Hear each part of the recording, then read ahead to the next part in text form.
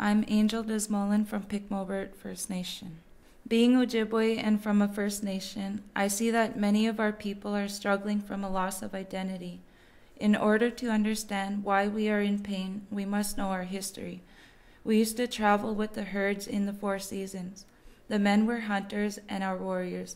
The women prepared our food and shelter, both providing, teaching, and loving our children in traditional ways. We lived with a sense of culture and heritage until the Europeans took over and thought they had sovereignty over our lands, leaving us feeling inferior and dependent on their ways of living.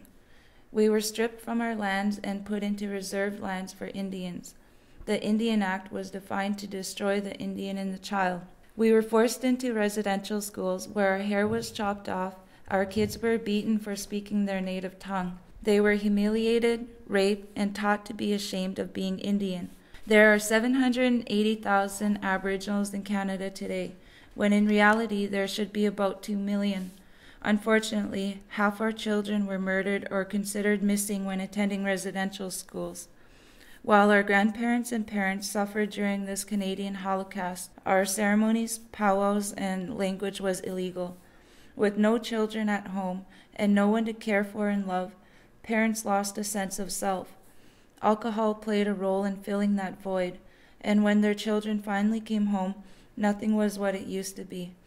We were finally considered citizens of Canada in the late 1960s. It took 20 more years to fight for our rights with amending the Constitution Act. Although little positive changes were made, our people were still wounded. How can we heal our nation? To heal our nation, we must heal ourselves. If we can sit down and take the time to learn our history, then we can identify where things went wrong. The more we begin to educate ourselves, from the times we walked with the herds to walking on concrete, we can be more passionate about healing our people. Follow your hearts and find your roots. Find a purpose and be proud to be Anishinaabe.